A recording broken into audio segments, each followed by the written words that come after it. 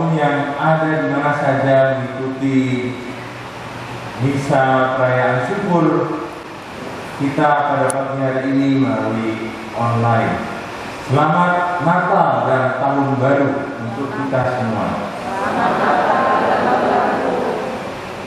Kita bergembira karena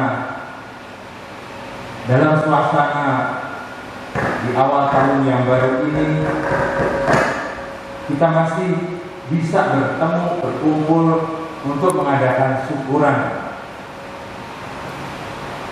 Pemerintah bersama membantu kita untuk memakai kesempatan yang ada kembali mengaktifkan kegiatan pembelajaran meskipun dengan segala macam protokol kesehatan yang tetap kita harus patuhi. Tapi kita senang bahwa kegiatan pembelajaran dimulai. Anak-anak rindu untuk bertemu, anak-anak rindu untuk sekolah langsung tatap muka. Kita memohon pada Tuhan, semoga di awal tahun ini semangat untuk bertemu tetap membuat kita tidak dikuasai oleh ketakutan dan kecemasan karena virus yang memang belum teratasi sepenuhnya. Tapi bersama-sama kita mohon rahmat Tuhan supaya kita betul diberi kesehatan, diberi semangat yang baik untuk memulai tahun ini, bersama-sama mendukung program pemerintah untuk melaksanakan vaksinasi sepenuhnya juga pada anak-anak kita sehingga kita siap memulai tahun yang baru, tahun pembelajaran menyambut tantangan masa depan yang terus ada di hadapan kita. Saudara-saudari marilah mengakui dosa-dosa kita supaya kita layak merayakan misteri suci ini. Saya mengaku kepada Allah yang Maha Kuasa dan kepada saudara sekalian bahwa saya telah berdosa dengan pikiran dan perkataan, dengan perbuatan dan kelalaian. Saya berdosa, saya sungguh berdosa. Oleh sebab itu saya mohon pada Santa Perawan Maria, pada para malaikat dan orang kudus, dan kepada saudara sekalian supaya mendoakan saya pada Allah Tuhan kita. Semoga Allah yang Maha Kuasa mengasihi kita, mengampuni dosa kita, dan mengantar kita ke hidup yang kekal. Natal yang baru saja kita lewati rasanya cepat sekali karena jatuh pada hari Sabtu, lalu hari Minggu dalam oktav Natal itu kita langsung merayakan pesta keluarga kudus.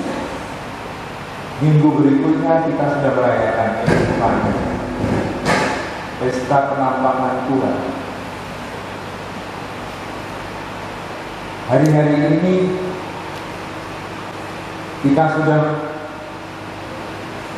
merayakan hari-hari sesudah pesta penampakan Tuhan itu sebelum masuk minggu biasanya kedua dengan pembaptisan Tuhan, minggu biasa pertama. Rasanya perayaan ini cepat sekali karena jatuh pada hari di mana dekat dengan hari Minggu, sehingga liburan itu menjadi pendek juga.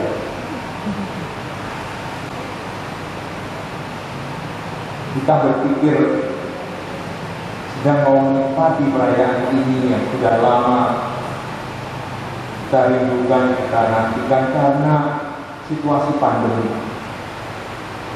Tapi rupanya memang karena jatuh di hari-hari libur Sabtu dan Minggu, maka lingkaran masa Natal ini juga menjadi lebih pendek.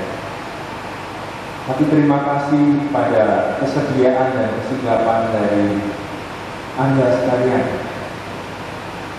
memanfaatkan waktu yang ada untuk berkumpul di perayaan di awal tahun baru ini untuk merayakan syukur bersama. Kita sadar bahwa kita masih dalam batas-batas tertentu saling menjaga kesehatan satu sama lain dengan protokol kesehatan yang ada. Tetapi kita juga senang karena kegiatan pembelajaran sudah mulai. Ada rasa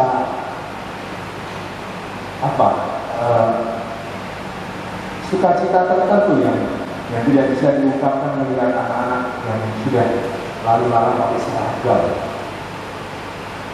Seperti seolah-olah sudah lama kita tidak lihat suasana semacam itu ketika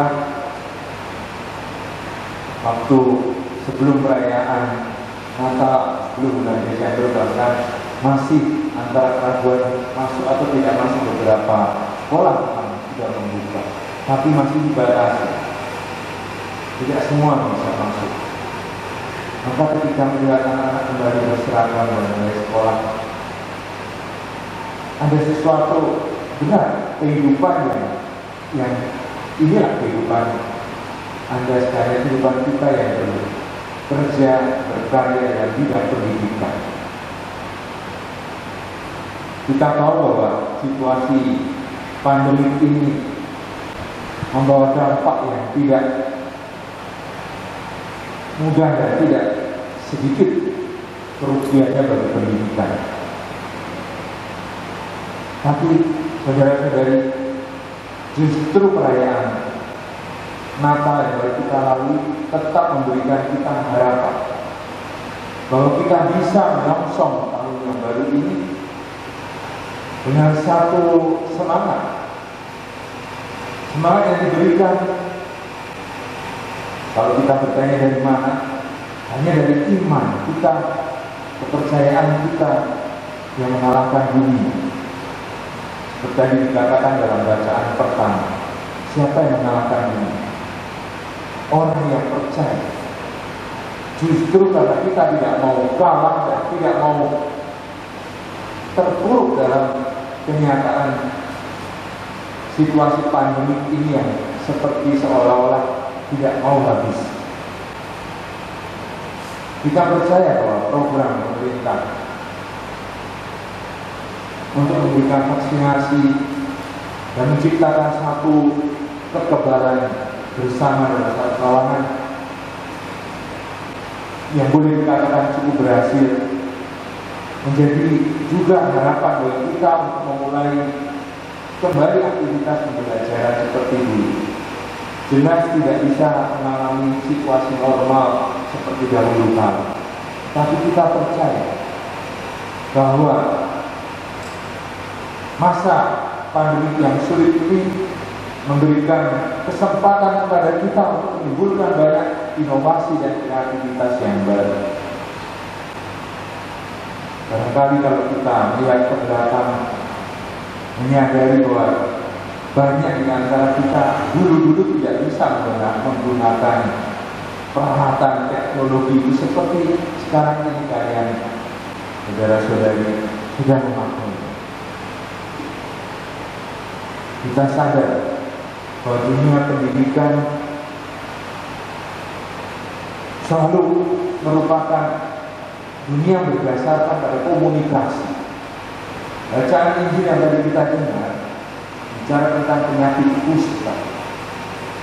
Penyakit kusta pada zaman Yesus itu menunjukkan orang yang memang disingkirkan dari masyarakat. Sakit kusta yang menjadi momok atau menjadi sesuatu yang menakutkan bagi masyarakat karena orang yang dianggap atau dinyatakan kusta lalu tidak boleh bertemu dengan orang lain. Mereka tinggal jauh di pinggiran-pinggiran kampung dan kota.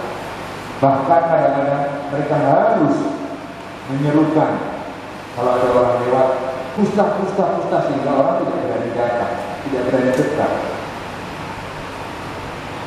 Tentu saja bahkan tidak ada yang merawat mereka. Kenapa?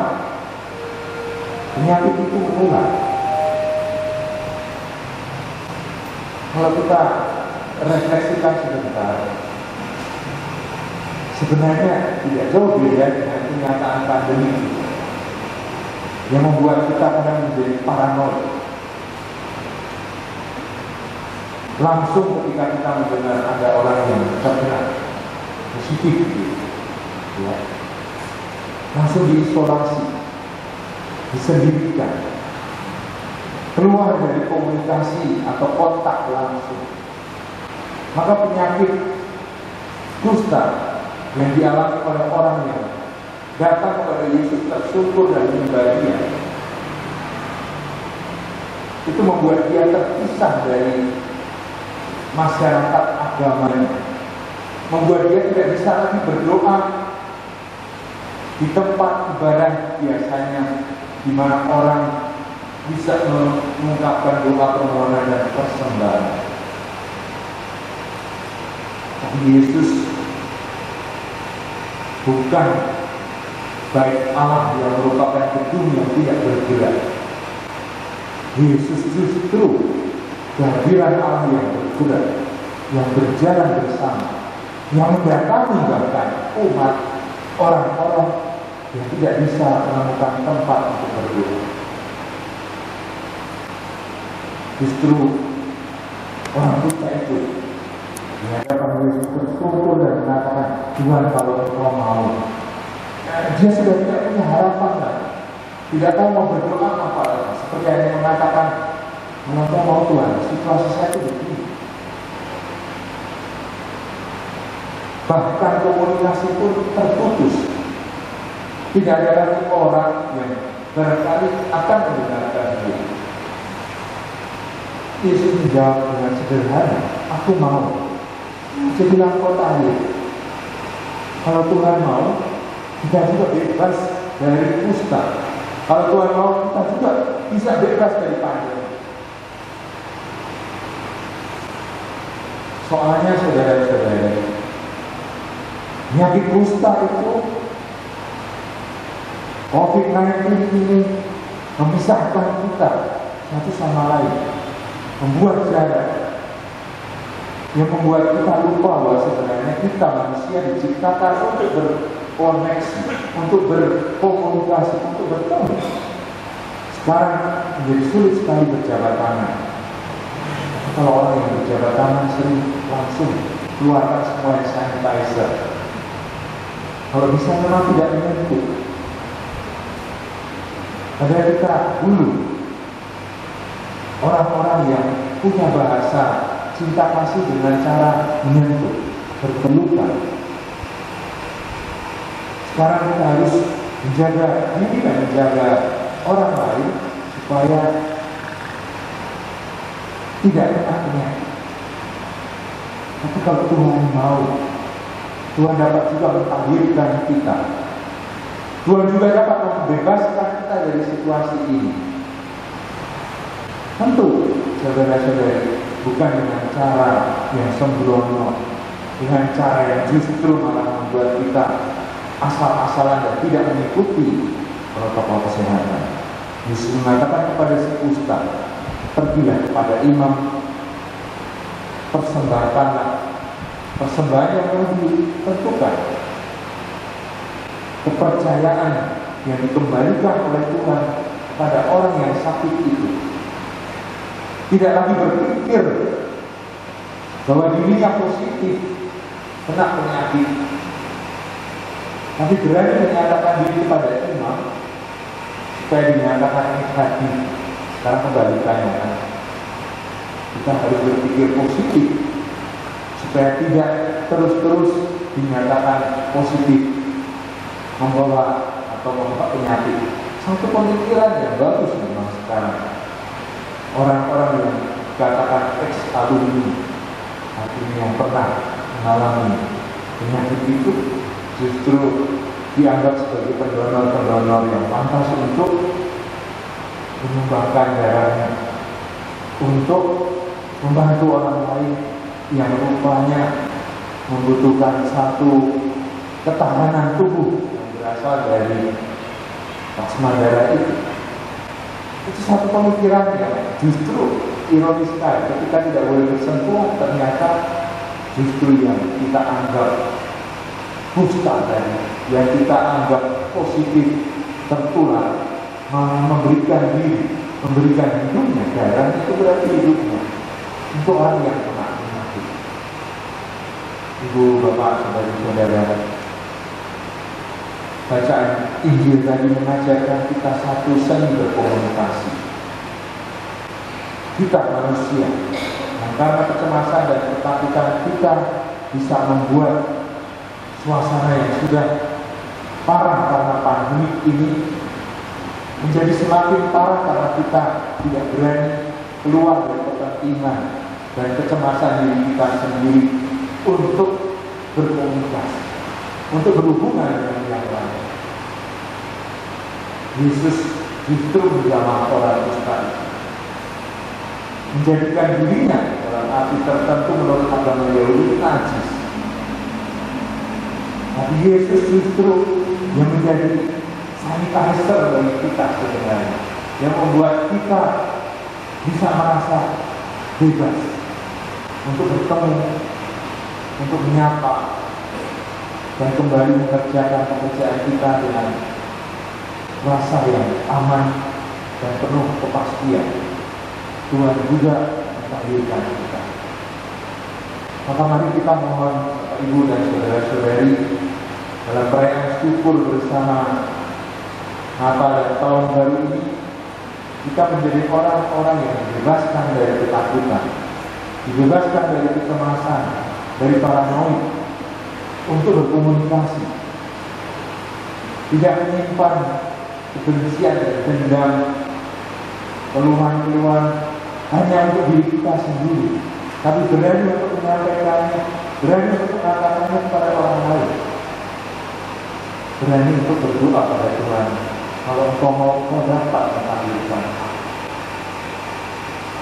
Kadang-kadang saudara-saudara kita berpikir mukjizat itu kalau Tuhan melakukan apa yang saya doakan, kalau Tuhan melakukan apa yang saya kehendaki.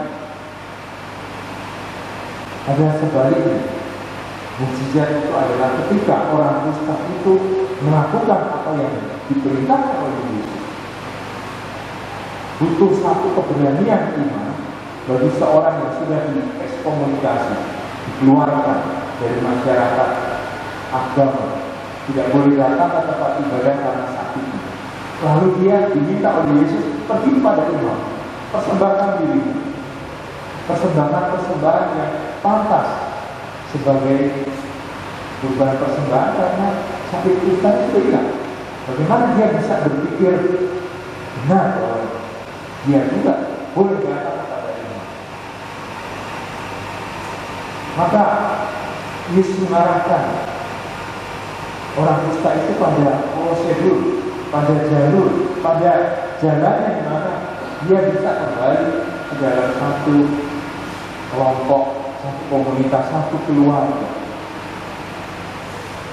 Kita juga mau mengenal yang sama, supaya dengan pesan Natal kita dengar kali kasih Kristus yang menggerakkan persaudaraan, kita juga dibebaskan dari prasangka, dari hal yang membuat kita sebenarnya menjadi orang-orang kusta, bahkan mungkin tanpa kesadaran, membuat kita percaya bahwa kita bisa berkomunikasi, bisa berbicara, bisa bersama-sama mencari yang terbaik. Sekali lagi, saudara-saudari, Bapak Ibu, kalau bukan karena anak-anak didik yang kita cintai, yang kita kehendaki supaya mereka berkembang dan menjadi manusia-manusia yang berkualitas, yang bermutu untuk menghadapi kehidupan masa modern ini, tidak ada artinya kita berkumpul di sini. Kita dikumpulkan dengan satu motivasi yang sama, dengan satu alasan yang sama, justru karena kecintaan pada anak-anak kita, pada dunia pendidikan. Apapun kenyataan, apapun tantangan dunia pendidikan yang memang pada zaman modern sekarang ini menjadi bisnis yang sangat kompetitif, bukan hanya di Riau, bukan hanya di Sumatera, tapi juga di Jawa, tapi juga di seluruh Indonesia, juga di luar negeri. Dulu-dulu ketika orang melahirkan anak, pesta dalam keluarga dengan syukuran kecil-kecilan, orang tua biasanya mengajar anak sendiri untuk mengasuh bagaimana menyambut kelahiran bayi itu, membesarkannya sampai akhirnya bisa masuk ke sekolah. Sekarang itu pun jadi bisnis. Mahalnya pakaian-pakaian bayi, mainan-mainan bayi, makanan dan minuman untuk bayi. Tidak heran kalau kemudian pendidikan pun menjadi bisnis. Kesehatan pun ketika kita semakin tahu nilai kesehatan menjadi bisnis. Semua dibisniskan. Semua betul orang berjuang untuk mencari apa yang bisa diambil sebagai keuntungan. Tapi sekali lagi, Bapak Ibu, saudara-saudara, anak-anak didik yang kita layani, orang tua yang mempercayakan anak-anak mereka kepada kita, bukan objek, bukan barang dagangan yang memang kita cari keuntungannya saja. Mereka orang-orang yang justru memberi kita landasan, semangat untuk melayani, untuk memberikan diri. Dan itu sebabnya Anda sekalian, tenaga-tenaga pendidik khususnya, guru-guru, selalu disebut pahlawan tanpa tanda jasa. Justru karena upah kalian besar justru. Kadang-kadang hal ini sesuatu yang mungkin terlalu klise, tidak ada artinya dalam kenyataan hidup kita yang penuh perjuangan. Tapi sekali lagi kita percaya, dan justru kepercayaan iman kita itu adalah mengalahkan dunia. Maka apa yang membuat sekolah Katolik tetap Katolik, yayasan kita tetap yayasan sekolah Katolik, justru dengan semua tantangan itu kita mau tetap berbagi semangat dan rasa pengabdian dan pelayanan hanya untuk anak-anak yang kita cintai. Mari kita mohon Tuhan, semoga kita dibebaskan dari segala macam kebencian, prasangka, dusta pada zaman modern yang memisahkan kita satu sama lain. Dan kita diberi virus bela rasa, satu kepedulian, satu semangat untuk berbagi dan semangat cinta kasih yang membantu kita untuk mewujudkan apa yang kita sudah berikan bertahun-tahun untuk sekolah, untuk anak-anak, untuk gereja yang kita layani. Amin. Tuhan memberkati.